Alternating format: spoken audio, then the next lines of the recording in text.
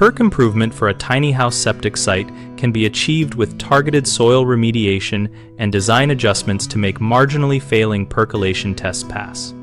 Start by testing in the dry season when the water table is lowest and soils are least saturated because moisture strongly controls perc rates. If tests show clayey surface layers, scarify and remove the high clay topsoil from the proposed trench or bed area and replace it with 3 to 6 inches of clean sand or a coarse media while keeping disturbed edges tight to avoid infiltration bypass. For sites with deeper, restrictive layers, consider an engineered sand layer placed over the native soil to create a 1 to 2 foot zone of higher permeability.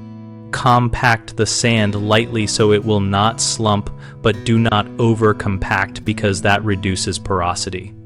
A raised mound system built with clean sand or coarse aggregate can provide the required treatment depth above limiting layers without deep excavation.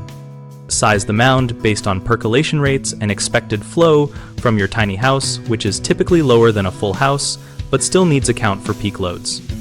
Install short observation probes or shallow monitoring holes at the mound perimeter to watch for saturation after a heavy rain and plan landscaping to route surface water away from the system.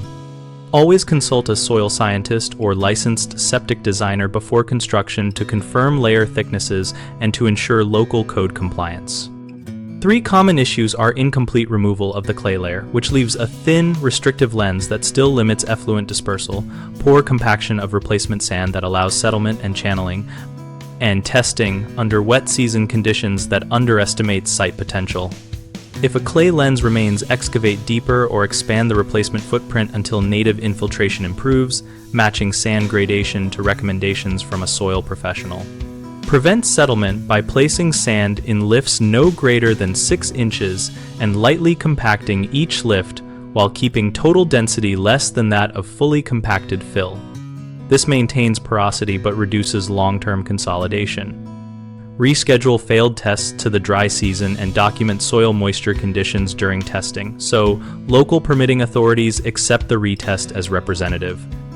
BigHomeProjects.com connects homeowners and contractors around projects like tiny house septic improvements, and our platform helps match people to local professionals with relevant experience. We also host a discussion community where we and other members share field tips, test timing advice, and practical build strategies.